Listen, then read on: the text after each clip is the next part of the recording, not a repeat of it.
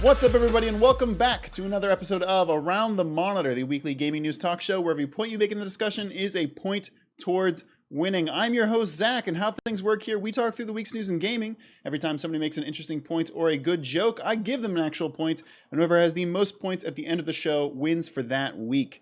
You can watch the show live on twitch.tv/SaveDataTeam every Thursday night at 7:30 p.m. Eastern Time. If you're watching live, you can use the Twitch channel points to give or take away points from people on the show. If you agree or disagree with their points, or you just don't like them, we don't care. But joining me once again, we've got the world's #1 Psychonauts 2 fan, David. David, how are you feeling? Listen. It's almost here. It's almost here. News is coming out like every day. They just released some accessibility stuff. This is how I'm feeling, Zach. Your mic actually muted that as you did it, but I heard a little bit of it. Yeah. We've got the Ace Attorney, Pridge. Hi. We've got the hockey sticks and sickle herself, Elise. Guess you can call me #1 share stand this time. just jumping around all the waifus, playing the field. And first time in a while, we've got the unlucky tacticianer, Jason. Yeah, I mean that holds. I got hit by 14% hits the other day, so that definitely sticks. Yeah. Ouch. Ouch. The title stands. You do hate to see it. Yeah. No title, sir, but it checks out. It always does. If this is your first time watching, we always start with a trivia question to determine the order, and I've got a tasty one this week. Jason and Pridge, actually, both of them, huge Time Splitters fans. And guess what, folks? We got information that they are, in fact, making a new Time Splitters game with people who worked on Time Splitters 2 working on this game. Exciting for fans, presumably. My question to you all is, Time Splitters 2, the, probably the most famous game in the entire franchise, or at least the most beloved.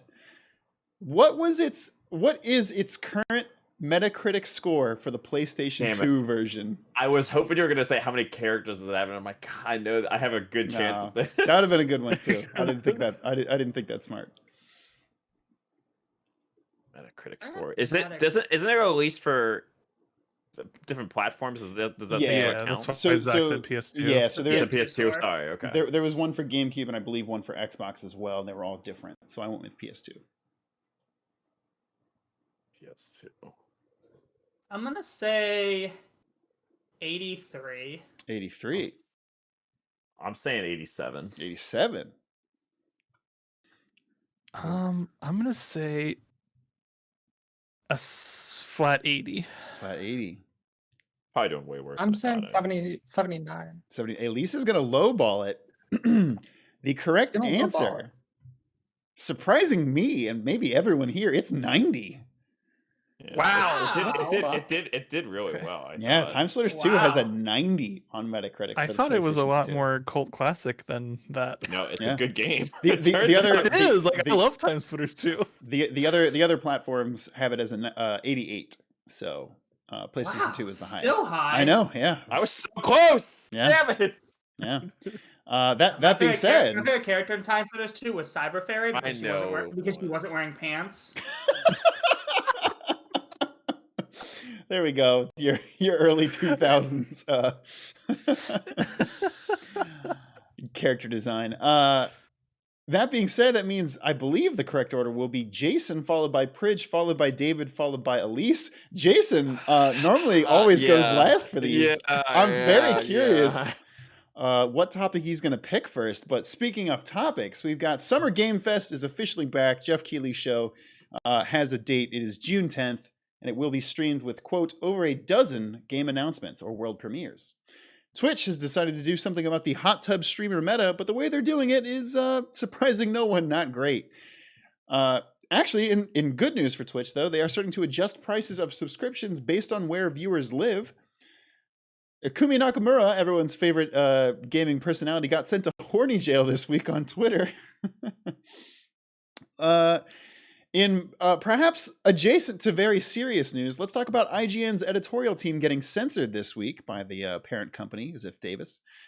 An Apple spokesperson said if they're not sure if the App Store is even profitable at the Epic vs. Apple hearings this week, which, hey, y'all, guess what? They are. Ubisoft has reportedly changed very little internally after last year's abuse allegations. Gearbox is reportedly dropping a new franchise before April 2022 next year. WB Games is going to be broken up as AT&T has a sale/merger with Discovery. Sony has patented its own game betting system. Starfield will not be coming to PlayStation. That's the big, high-profile Bethesda game. And last but not least, Google claims that Stadia is, quote, alive and well. I mean, listen, it's low-hanging fruit, but we can still dunk on Stadia again and again. Jason, you were first to talk this week. What would you like? Surprisingly. I know. What would you like to talk about Surprising everybody. for the first topic of the show? I'm taking the topic that I think I talk about this topic almost every time I get a chance. So I'm taking Stadia. Okay, again, low-hanging fruit. So please. Hey, buy me some time, Stadia. Buy me some time. It's the most useful thing you've done all fucking time. Anyway. I mean, somebody needs to buy Stadia sometime. Yeah, exactly. Jesus. Okay. So the best part is if you're in our Discord, which some of you may are, I would encourage you guys to join this. But if you are in our Discord, Zach usually links the articles to the shows we're talking about, or on the show that we're talking about the thing. And this one was the Stadia article. It's like a blurb about one of the biggest companies in the entire world. Google has a blurb, and they basically got one of their interns who was getting coffee to hey, give me something how you feeling about Stadia? Oh, it's doing fine. I know it was an executive, but I like how the executive didn't pair a name to how good is it doing. They didn't even want to do that. It just says executive. Trust us. Nothing says hey, what's secure besides hiding behind anonymity. So that sounds real secure, man. I don't know. They're we have 100 games, but we're not gonna tell you any of those 100 games that we've got in the works. You gotta trust our words rather than what we put on the field. I'm when have you given us anything to trust about this platform at all? You've had Phil dressed like an idiot all day and night talk to us about it, and his performance and characterization on the stage awful, dry as a goddamn fucking raisin. Doesn't know what the hell he's doing. So dude. There's nothing about this. There's zero information. If anybody could tell me about Stadia that isn't, Stadia themselves, or else I'd have to be probably killed by Google to find out the inner workings of Google. No one knows about the system. It's kind of weird. Why should I trust anything about this besides the name attached to it? It's Google, but they're entering a video game space that they're not accustomed to. We've said this before. They're just not used to it. I just want one reason from them, besides, hey, we'll be good, I swear, that I should give them money. Besides, we're Google. That's it. The article doesn't fucking do that. They're just no. So there wasn't much to it, I know, but it's just reiterating that point that Google is really out of bounds here, and it's kind of unusual to see them flopping that hard because, I said, they're a top company. They're great. They haven't really done anything too bad. So, unlike Amazon, but yeah, that's my thought process on it. At least not too much craziness. But. No, I mean it's kind of honestly a non-news article, but it like I said, it's more of another reason to kind of throw a few jabs at Google. But yeah, it's just like you said, they really haven't given us this product has been out for over a year. They haven't really given us any reason to care more about them, and if anything, it's just kept decreasing and decreasing over time. The article lists a good bunch of people who leave who already have left the company, have done other things in the process. That's the best part. It's just hey, guess who's doing other things? We've got Haven going on. We got there's more in that little blurb than what Google has told us. That is telling. It's pretty bad. Right. Catching up with the chat. Dan is a nerd. Says Pridge and Zach both made really bad jokes on yesterday's Ace Attorney, but sadly Zach doesn't have points to take away here. So take away a point from Pridge. Wow. Not even relevant. I don't even remember what bad joke I made. I mean, well, hey, you're paying for it now. Guess so. Sorry, scratch that. Denny Tortellini right below. Is this Dan Sayonara Sands alt count? Says no, revert that. Gives the point back to Pridge. Dan gives a point to Jason. Says Stadia has a big "my girlfriend goes to a different school. You don't know her" energy. That's a very good point. Halucha says gives a point to Jason for dragging Amazon along with Stadia, and Tempicoti gives a point to Pridge, saying, "Give him another point. I forgive him. Also, I forget his bad joke." He probably just read a joke that Zach made, and he was implicated. Okay, on it, so, okay. I'm a host of this show. I don't deserve this. Well, starting off with 1 point before he's even said a word on this show. Pridge, what would you like to talk about for your first topic? I would like to talk about that Apple execs don't even know if they're making money. Apparently. Yeah, apparently. Which is the thing I don't believe. Right. So we got more reveals from the Apple Epic lawsuit. Mm-hmm. And this particular one is that Epic's attorney asked Phil Schiller, who is... That's an unfortunate name. to be a spokesperson for a company, yeah. Right, and your name is Schiller. And his title is Apple Fellow and former Senior Vice President of Worldwide Marketing. I don't know what Apple Fellow means, but it sounds like he's important to Apple. An Apple Fellow. Yeah, I seriously don't know what that means. But basically, Epic's attorney asked him, does this, with how profitable the store is, do you really need to take the 30% commission on all transactions that you do? Mm-hmm. And she asked, Schiller, do you know whether the App Store has been profitable since 2009? Mm-hmm. And Schiller's answer was, they didn't know. Now, Law 360 reported that Schiller himself wrote an email 2 years later that the App Store had passed $1 billion in profits. Mm-hmm. So that certainly sounds profitable. But I'm mildly flabbergasted by the statement, we don't know if it's profitable. Yeah, unless running the App Store costs billions of dollars, which I'm not doubting it doesn't cost them money to do, but billions is a stretch. It doesn't. and again, his statement was, we don't deny that it likely is profitable, but the company has not broken down the business in a way that isolates the App Store's revenue and operating costs to calculate its profitability. Yes, you fucking have. Yeah, that's the most horseshit. Absolutely have. You absolutely have a team of fucking accountants who work with IT who absolutely do that exact thing you just claim you don't do. Maybe you didn't specifically look at that information, right. But I guarantee you with a company as big as Apple, someone's done that. Someone absolutely has isolated the profitability of every single widget that makes up your company. Mm-hmm. I do not believe this statement for a second. For an absolute second. Yeah.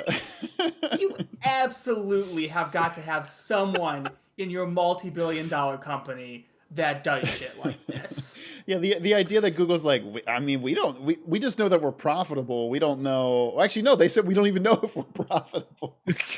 You're Google. What the fuck do you like? They're just like, App Store goes burr. I don't know.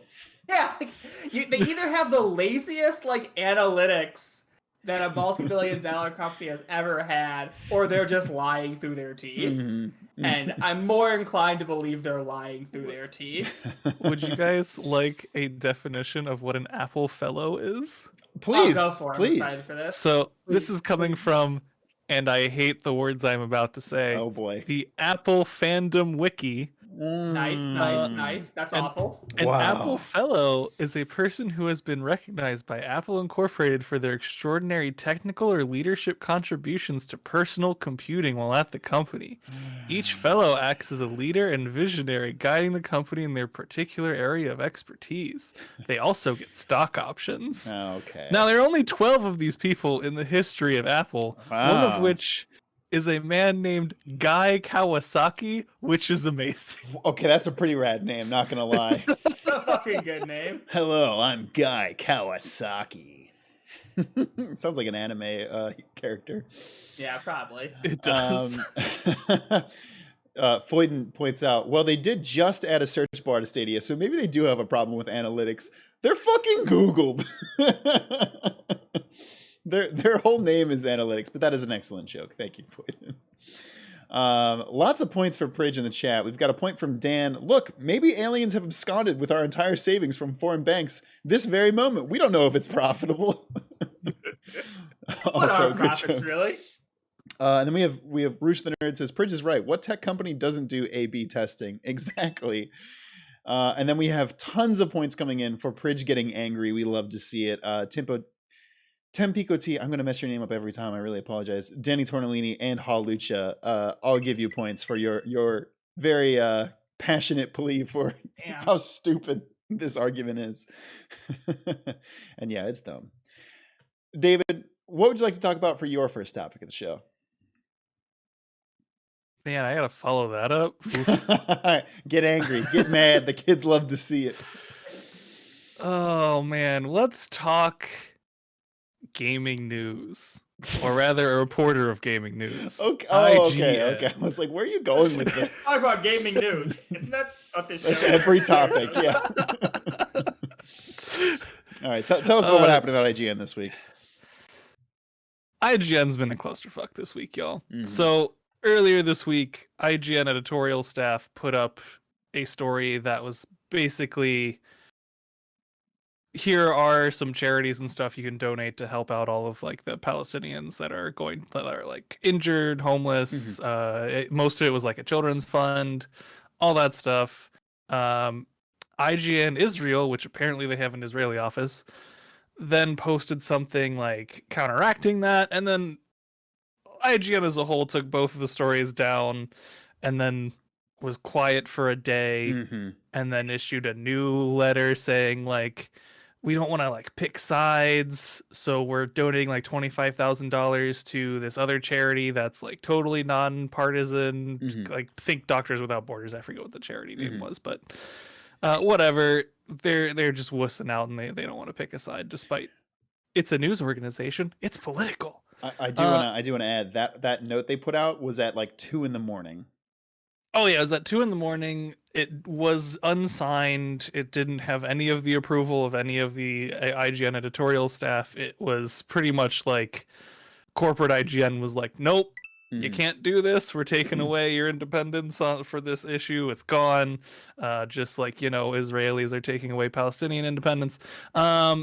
So in response, and this is some ballsy shit. Pretty much all of the IGN editorial staff posted an open letter on Medium, basically saying like, hey, it was an editorial. It's like an opinion piece pointing towards freaking charities for a horrible conflict that's happening.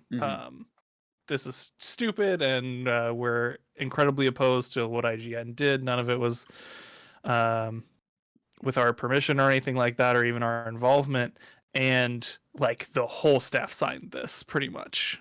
There are a few people that didn't, but even people that did sign it were like, hey, a lot of people may not have signed it because like they're worried about their jobs going away, which is totally fair.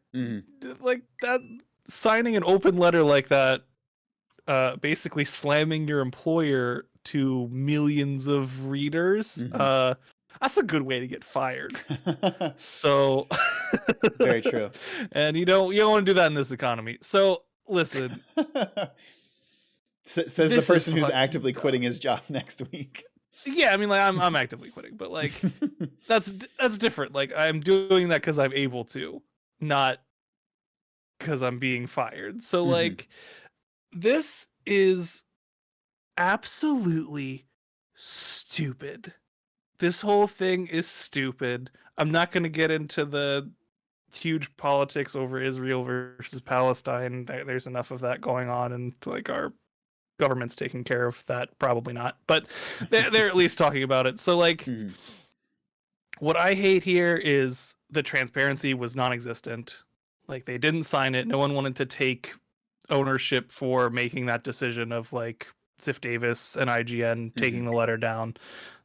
Even the president or VP of IGN wasn't didn't have the freaking cojones to put their name on it and be like, yeah, I took this down. So Coward's Way Out, absolutely despicable.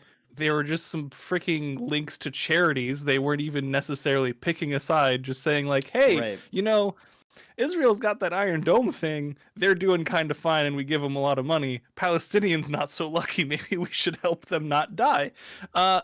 It's absolutely wild that a news organization, because listen, I know a lot of people don't think of IGN as a news organization, but it is a news organization. They have legitimate journalists, and sure, you can knock a bunch of their reviews and stuff, but they have journalists, they write news, and it was an editorial for a charity. This is stupid. Yeah. That is all. I 100% agree with you. It's yeah, I'm no, there's not much else I can add without talking for literally 30 more minutes about this topic, because it is very dense and there's a lot going on, but I will say also props to the other news organizations that have written news stories about IGN being shitty. Yeah, this article that I used for this was a Kotaku article talking about everything, because I mean, it's absolutely nuts. But yes, mega shout out to the staff at IGN for sticking up for this and you know, railing against their employers, because it's the right thing to do in this case. Catching up with the chat, Roos the Nerd takes away a point, not angry enough. Denny Tortellini, this is David is a calm man. He does not need to be angry, but it's also redeemed as take away a point. I don't know if that was meant. You're getting but that's what it says. Gotta be angrier, dude. Dan gives a point, says sincerely, Israel is being monstrous. Support charities for Palestinian aid if you can. Exactly. If somebody wants to drop a link in the chat, you totally have my permission to do that right now. That word is so close to calzones. It's not. No, it's not. What? Cojones. Yeah. Oh, cojones. Okay, yes. And yes, Halucha gives a point to David for using the word cojones while discussing this topic. Okay, sorry. Denny clarifies they hit the wrong button. They meant to give you a point back. So there we go. But yes, Dan posted a link in the chat. Thank you very much for that, Dan. I'll include that in the episode description as well, because it's an important cause. Elise, what would you like to talk about for your first topic of the show? Well, from one happy topic to another.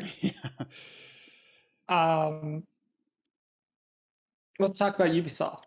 Hey, everyone's favorite company that can't stop stepping on rakes in its front yard. Put all these rakes here. I wonder if I should the rakes on them. Tell us about Ubisoft. So, about a year ago, I think, maybe a little less than that, a bunch of employees at Ubisoft came out and said, hey, this work environment is absolutely horrendous, not just in the ways that every video game company, or almost every video game company, is horrendous with, crunch and long work hours and like all that bullshit, and low pay and everything, which is still also very true at Ubisoft. Totally. But also that many of the people in power, there's a culture of misogyny, a culture of harassment, from especially the higher ups at Ubisoft. Not just one person, but like across the board. All of them, and across the board, across multiple departments, with like no help from any HR or anything. Just an absolute mess. In response, Ubisoft fired a couple people, made a new code of conduct, revamped code of conduct, appointed some more people to HR, and as everyone could see coming, this is the news story this week, nothing fucking changed. Yeah. Because when you have a culture of harassment, firing a few people at the top, hiring the owner of the company's cousin to head the new division, fucking having a few more people step down, that's not going to change anything, because because the culture is still there. And because the people that are doing the new hires are part of that culture. The people who are training them, the people who are getting these people involved or like up to speed in the company are involved in the culture of harassment. Mm-hmm. So it's been, I don't know exactly, someone could probably correct me, but I think about 8-9 months since this came out. Mm-hmm. And in that time, absolutely nothing has changed. An elected representative from Ubisoft themselves said that they don't expect anything to come from the appointments. So Ubisoft themselves are basically admitting that they don't want to change because they don't. Because for one, a hostile work environment creates a culture where they can pay employees less, where they can expect more from employees, and it creates a culture where the people in power get to like play with their power more, I guess. They get to exert their power by, committing harassment, by like just exerting their power on whoever they want, which is not going to change unless there's some radical like revamping, which in a company like Ubisoft has no chance of happening. It's I guess I'll keep going, sorry. Yeah, sorry, I should just say, like, what's the solution to this? And like the ideal solution, the like pie in the sky solution is that the entire culture changes, that all the execs fucking quit their jobs or step down or get fired. That's not going to happen because that's not how companies work. Right. The actual solution to this is unionization. Is the employees, the aggrieved, getting together and showing their power that we fucking do the work here. We make you the money. We make like everything that you have. Treat us well, pay us for our work. Like, don't do harassment because we've got people to deal with that in a union. That's the actual solution here. And that's one of the many reasons why we need a union in the gaming industry.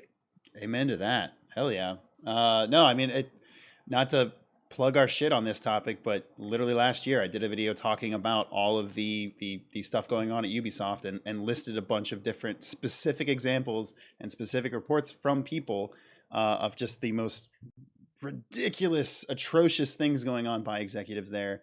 And at the very end of the video, I was like, what do I think needs to change? Yves Guillemot needs to no longer be the CEO of this company. And I get that he founded this with his brothers, but yikes. He basically either knew that this was happening and did nothing or didn't know. And that's also a problem. So, and the fact that he can just keep his job at the top is bad. And yeah, it doesn't instill any confidence in me that this will change. So, like Yves Guillemot's son, I think, is the head of the like mobile division, yes. And then his cousin is the head of like their new like HR adjacent division. I want to shout out because Roosh the Nerd gives a great comment that ties in with this and says, "Wait, nepotism doesn't improve a company." Which exactly. It's nepotism in that big of a business is almost certainly a bad thing. Exactly. The chat agrees with you. Halucha gives a point, says, "Thank you for discussing this important issue. Down with shitty work environments and leadership." Also, point for the pro-union message. As well as Dan saying, linking harassment and misogyny to unionization and pay expectations. That's what we call being intersectional. You'll love to see it. Exactly. Foyden, new message. The business would need to change their entire ethics policy. When I look at the stuff companies I work for and the yearly training of the ethics and our rights as employees and the no retaliation policy, it seems companies like Ubisoft have none of that.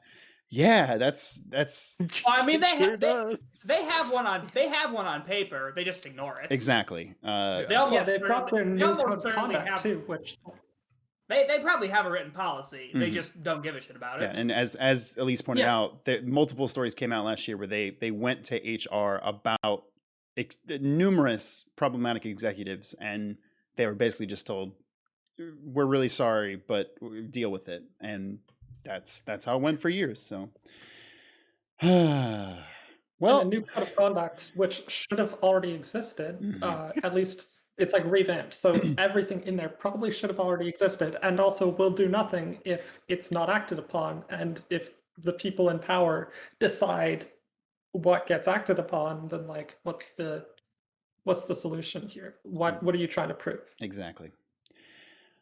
Jason, following two extremely serious topics, what are you going to talk about for your second topic Yeah, of the there's show? no like, there's no where I did the gimmicky one too. So like, there's no like, oh man, like you can order pizza while you're playing Microsoft Flight there's- Simulator, and a There's pizza a few will other fly through the gimmicky window. ones in Yeah. here. I've been thinking about this for a little bit. I'm taking the Sony fighting game incorporation of betting. Oh, yeah. Oh, Take it away. Because that one speaks to me on a couple levels. Okay, so couple things. I'm going to also slam the article too for misrepresentation of facts and information as well. So if you get this article, I like doing this. Go to the article in our Discord. Again, I'm going to reference. Go to it. You see it yourself.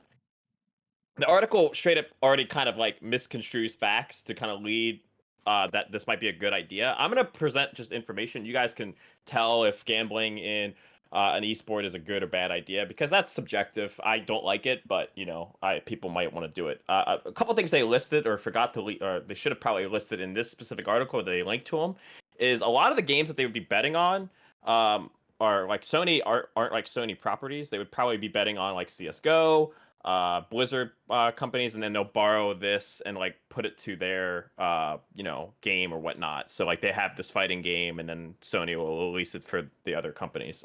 AKA Madden is a game people would bet on, but I don't know why you're not just betting on real football at that rate. But sure, why not? Mhm. Also, you shouldn't put Madden on a pedestal because they're already using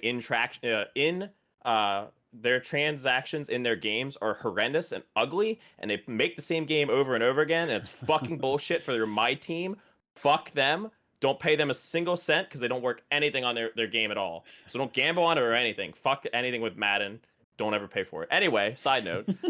So they say 52% of people who like watch esports would consider betting on a game. What they don't say in that article, 52. Wow, that's a majority. That's great.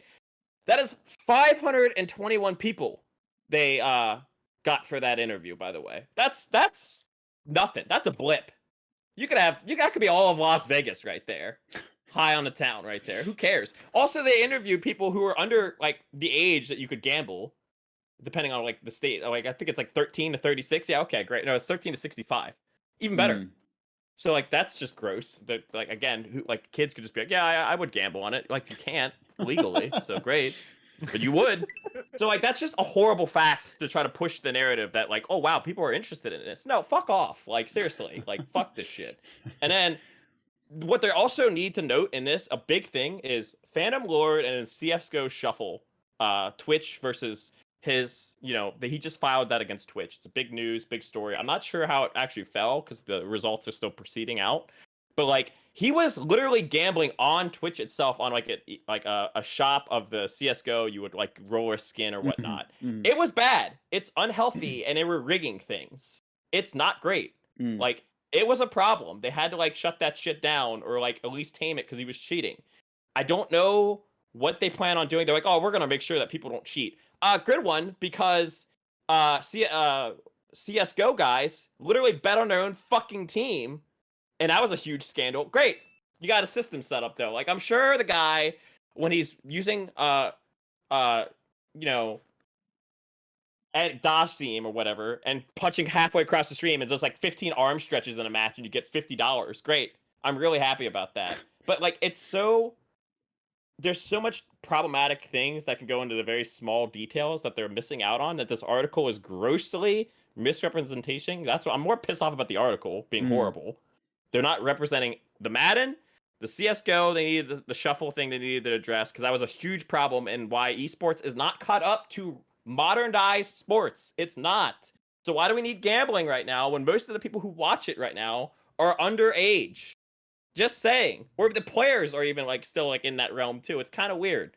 So like, please don't rush to try to make it like an actual sport when we're still like, you know, having our training tires on. It's t-ball. We're not in the major leagues yet. We just aren't. And like gambling is just another clusterfuck that you're gonna try to add to something that can't walk. Then you're gonna break out its fucking knees because it's too goddamn heavy. And well, the deer is done. Bambi's, it's over. The so like, deer's it's great. done.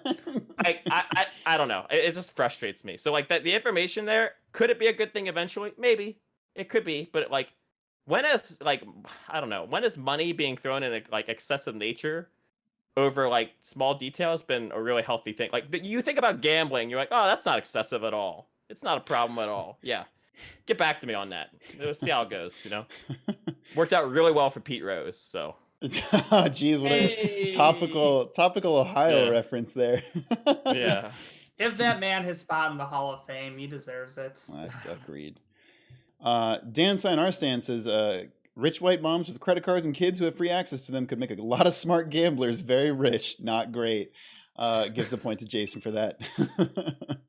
Pridge, what would you like to talk about for your second topic of the show? I would like to talk about, which one was it? Take-Two, new IP from Gearbox. Take-Two has announced plans to launch a new franchise from Borderlands developer Gearbox Software during the publisher's current fiscal year ending on March 31st, 2022. Which essentially means we should be getting a new IP from Gearbox in the next 10 months. Yeah. Now, trivia question for everyone. What was Gearbox's last new IP? Oh, it was the one that died terribly. I'd say Godfall. No, I think it was the Atlas, like XCOM. Oh, they clone. published Godfall. Sorry, they didn't. It's develop Time it. Splitters, Yeah. right?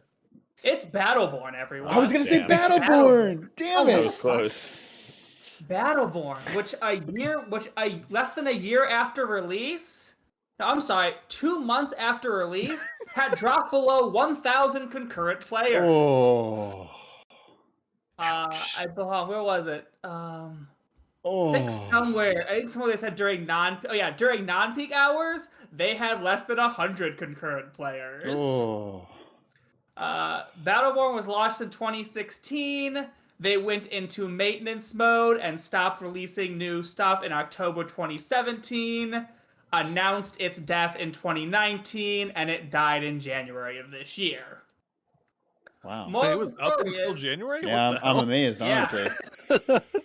With all eight players left.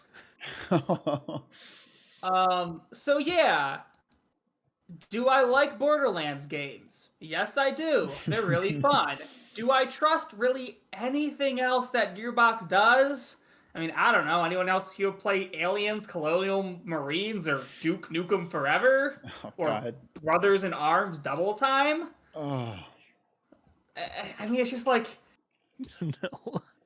Didn't they make Company of Heroes? It wasn't developed by them. Oh, They okay, aren't a company of heroes though. Oh, I'm getting to that. So my first point is, when Gearbox releases things that don't have the words Borderlands in front of it, I'm generally not optimistic. And when they say new IP, I'm super not optimistic. And point two, Gearbox is not a company of heroes because it's still run by Randy fucking Pitchford. There he is. Sucks. Who is not necessarily Bobby Kotick levels of bad, but very close to Bobby Kotick and Yves Guillemot levels of bad. Randy Pitchford, he's an idiot. Probably stole a bunch of money that was supposed to go to his team in bonuses. Yes. And is really oddly okay to talk about the porn he kept on company flash drives. Yes. And left out of medieval times. Like, don't get me wrong. I'm not here to kink shame you, but you did leave that on a company flash drive that you left in medieval times. Don't talk candidly about that. Yeah. That's weird. Just in case the 28 people watching this don't know the story, Randy Pitchford had a flash drive with like company secret information, presumably about Borderlands 3 or something. and also had a bunch of porn on it, and he left it at a Medieval Times and then later went onto a podcast and joked about it and joked about what the contents of the porn was. What are you? This man is the CEO of this company. She was a magician. Yes, the quote was she wasn't a cam girl. She was a magician. That's a paraphrase version of what he fucking said, and it's weird. And Randy Pitchford is weird, and he thinks he's a magician, but instead he's just a weirdo. Yeah. Fucking what a character.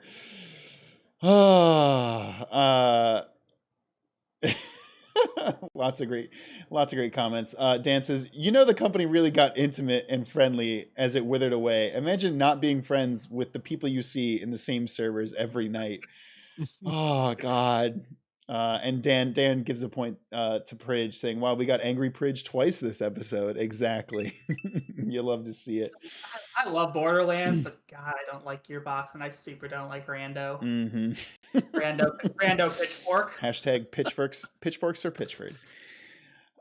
David, what would you like to talk about for your second topic of the show? See, Zach, I could talk about the stream title, but I won't this time. I just realized we're going to get through this episode, and I'm going to... Oh, man. Okay. What do you want to talk about? Sorry, I don't really care about the Twitch hot tub meta. That's fine. Totally don't give a shit. I don't either. But... something I do care about, sort of, Starfield. Starfield is not coming to PlayStation. Sort of. Yeah. I mean, it's not like out yet. We haven't seen anything, so I can't care about it too much. Mm-hmm. That's so unsurprising to me, but I guess surprising a bunch of people somehow. Basically, industry insider Jeff Grubb has confirmed that Starfield won't be coming to PlayStation. It's going to be an Xbox exclusive. Sorry, David, not to cut you off, but industry heavyweight Jeff Grubb. Industry heavyweight insider Jeff Grubb. Mm-hmm. Listen, Microsoft spent $7.5 billion to buy Bethesda. Yeah. Of course, it's only going to be on Xbox. You're fooling yourself if you think it's coming to PlayStation or Switch or whatever the hell platform you're on. Mm-hmm. Like, you don't spend billions of dollars to then go put your flagship games that are supposed to sell Xboxes and Game Pass and xClouds on Sony systems. You don't do that. And a bunch of people are citing God, what's his name? Phil Hines? Is that right? Pete Hines, thank you. Citing a thing Pete Hines said during a roundtable interview thing of oh, we're gonna look at the legacy of games and we'll see if stuff is only on Xbox or not. We're not sure. Listen, that doesn't mean Starfield's going to PlayStation. It's only going to be on Xbox. Sure, your Ghostwire Tokyo is coming to PlayStation. Your Deathloop's coming to PlayStation.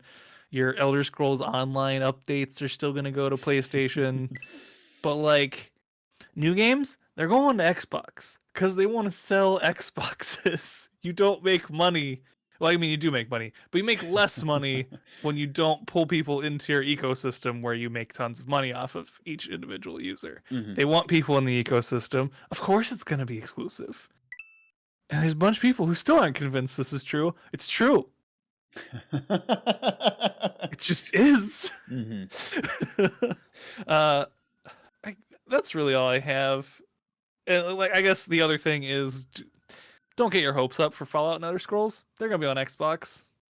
Yeah, and that's it. I mean, I guess PC still, but in terms of consoles, you're not getting more Bethesda games. In general, it's not happening. You're done. You're gonna get an Xbox, you're gonna get a PC, or use xCloud. Those are your three options. Sorry, PlayStation folks, of which I am one. It's not coming. Yeah.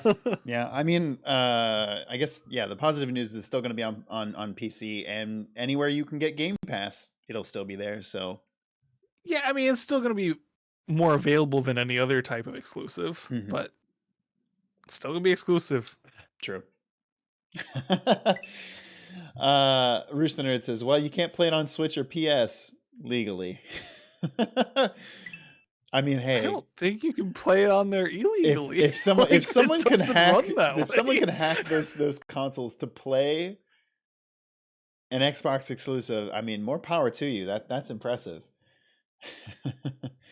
Dan I says, mean, I'm sure Xbox would like to know your location so you can help them port games if you can do that. right. Dan says, I thought you were gonna say, don't get your hopes up for Fallout or Elder Scrolls. They're still gonna be on the same shitty engine. Which, you know what? It's probably also true. I think they said they're making a new engine. I think for Starfield, yeah, I think it's a new engine. Which, thank God, they needed a new engine. Yeah, same bugs being there for over a decade is a little rough. Exactly. But bringing us home, Elise, what would you like to talk about for the final topic of this show? Y'all took all the good ones. I think I'm going to talk about Warner Brothers games. Yeah. Still interesting. Yeah. So AT&T, who owns Warner Brothers, is spinning off its media business, and in the process is breaking up the Warner Brothers games, like IP. Warner Brothers games, if you didn't know, includes 11 studios. Wow, it's that that's many. Rocksteady, NetherRealm. Yeah, it's a fucking lot. I really only thought they had like 4 or 5. Damn. A few of them are like I didn't know studios. NetherRealm, who does Mortal Kombat, was Warner Brothers. Monolith, who does the Middle Earth games. TT Games, which is the Lego games. Avalanche Software. Warner Brothers Games Montreal. Warner Brothers Games Boston. Warner Brothers Games Los Angeles. Warner Brothers Games San Francisco, San Diego, and New York. So the main ones there are Rocksteady, NetherRealm, Monolith, TT, and Avalanche. These are basically what's happening is AT&T is offloading Warner Brothers games to Warner Media, which is merging with Discovery to make one of the largest global streaming players. Does this mean we're getting a new streaming service? Oh, fuck. It probably does. God it damn does. It probably does. Oh, I don't want one. Which, as you can judge from the reaction of everyone else here, no one wants that. No one. Look, we've got, what, 5 major streaming services already? Yeah. But they're profitable. At least they seem like they are, or else everyone wouldn't be doing it. I mean, Apple doesn't know.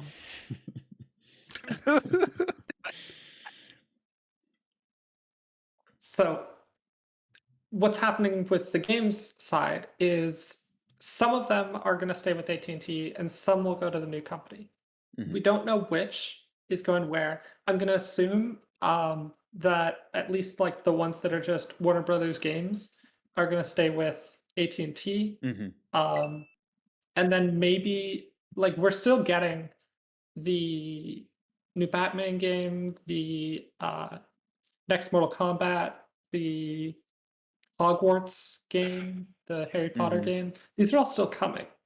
So I'm going to assume that like those companies are going to stick together as much as possible. Because I'm sure like, look, other than Mortal Kombat, like what's the difference between a Batman game and a Middle-earth game? And a like Hogwarts game, as far as we've like fucking nothing. So those companies must work together a lot. I'm assuming those are all staying together. NetherRealm, I don't know. There's the new like Mortal Kombat movie, and they might want to tie that in with a new game event in Mortal Kombat. We'll see about that. The main thing here is no one wants another fucking streaming service, and AT&T and Discovery like are huge companies, especially AT&T, which means that we're going to get basically another split up, and no one's going to buy it. No one's going to subscribe to this, or at least not enough that it's going to be a profitable venture as far as I'm concerned. I mean, At least not for a while. it's gonna be the next Peacock, which Or everybody's maybe very I excited shouldn't about. say profitable. I should say culturally successful. Yeah, that's fair. That's what I hear from I have a my roommate, question. The Outer Wilds music, No. which is making me excited. No, we can't hear it at all. I'd like to posit a question Okay, to everyone. sure. Okay. I'm What ready. do you think the odds are this gets into licensing hell? Because like Batman's owned by Warner Brothers. Mm-hmm. Like that, all of the DC stuff. So if one of those studios isn't going to Warner Media but has that IP in development, I might have to sell the IP. Yeah, I mean, I feel like Elise is right in saying that they're gonna keep the ones that like obviously they own the IP to. Like some of the other ones could probably go, but I don't know. but It's, the only ones that are good are the ones that are developing the big IPs. That's true. So I don't know if they give them all the shitty studios, which would also make That sense has to. from Rooster Nerd says, wait, WB owns Mortal Kombat, yet they can't make a half decent Mortal Kombat movie. Jesus. Damn. I haven't even seen it. I don't even know how good it is. I haven't either. I've heard it was okay, but you know. That is going to do it for this week's show, which does in fact mean David, Jason, and Elise, it's time to go home and become family people because this week's winner is Pridge. I'm proud. Pridge, are you ready for your minute to win it? Sure. Take it away. All right, so as those of us knew a few weeks ago, Zach West and I tried to take advantage of the new meta to get our streaming game up to par. But now Twitch has brought the mighty hammer down, and we can no longer abuse the pool meta or the hot tub meta to advance our streaming powers. Twitch is once again standing in the way of Save Data's great rise to power. But fear not, we will not stop that. They cannot stop our greatness because we're ahead of the meta curve. We're getting on the next meta, and that's the maid outfit meta. So just you wait. Twitch thinks they can stop Save Data by nerfing the hot tub meta, but we will rise. We will always rise. Cat girl maids rise. That's my dumb minute to win it. Yes, as Pridge alluded to, we hit our monthly streaming donation goal, which in fact means that me, Wes, and Pridge on a Ace Attorney stream coming soon will be dressed up in do we agree on cat maid outfits or is it just maid outfits? We'll figure Whatever this out. you guys do, I'm buying a pair of cat ears. Okay. To it. Okay. I don't really care That's what you guys. fair. I don't really care what you guys I'm do. honestly surprised you don't have a pair already, Pridge. Wow. You would call my I boy might, like that, I dude. might He's be my, a little insulted by that. he's my boy. You can't do that to him. Oh, I'm Pridge is the sorry. hero we need but don't deserve. God damn. That is going to do it for this week's show, folks. Other things to plug. Tomorrow, we are doing a very special episode of the Save Data Cast. David, would you like to talk about that? Heck yeah. Tomorrow, 4:30 Pacific, 7:30 Eastern, we are going to be doing our E3/Summer Games Fest predictions, where we are going to make a ton of predictions, make a pizza bet on it, and whoever loses at the end of the summer has to, I guess whoever wins at the end of the summer, the rest of the crew buys them a pizza. That's how it works. We'll It's actually always do a it fun this time. It's one of our favorite shows to do every year. Absolutely. Also, me and Jason and Chris, who's not here tonight, are now doing a weekly Pokemon Emerald Nuzlocke. If you missed us doing that, we are now 4 episodes in. Actually, the 5th just streams this Monday. Yes. It's absolute chaos. Dan, Sayonara Stan, who's in the chat right now, is an absolute bastard. Made me bench As is Chris. 2 of my actually no, screw Chris for that. I will never stop being mad about it. But it's a heck of a lot of fun. That the edited VODs are by Carl, official procrastinator. He is in our Discord, a member of our community. Absolutely fantastic person. Please go check out his work as well. And in regards to Pokemon Nuzlocke stuff, we are also making our very own Pokemon game. David, Jason, and Chris are working on that. So eventually one day we will play that on stream. But if you'd like to be involved and be an actual NPC in the game or a trainer to troll me, you can do that by joining our Patreon at just the $1 level. That will get you a character in the game. They will work with you to make a team that is not busted to completely defeat me outright, but just to troll me and have a good time. I'm very excited to see how this goes. I'm terrified because I think it's going to end up being overpowered and I'm going to die very quickly. Don't worry, I'll make sure it's not. No, don't thank worry. you. With my dying fucking breath from trying my hardest, I will make it so it's not unbalanced. I have a couple ideas how I'm going to do it. So. I'm It might not be excited and unbalanced, terrified. but will Zach hate himself? Yes. Yeah, I mean, that's a guarantee. It'll The definitely. last episode of the Nuzlocke, he also hates just doing normal things in Nuzlocke. So True. I've realized that maybe I don't enjoy playing Pokemon Nuzlocke. Why do we? I was going to say, I can't wait till there's spoilers, but like, once more Pokemon die, oh man, like holy shit, I'm gonna be completely messed up. Yeah. Let's see. I got here. him, dude. Thank you. I got thank him. you. Thank you. Elise, would you have anything you'd like to plug this week? If you can, go out to any protests in your area to support Palestine, support the charities that I believe we'll have linked in the description, or whatever you can for the people who've been affected by the, say it like it is, ethnic cleansing that's happening in Palestine. And stand in solidarity with everyone affected. Absolutely.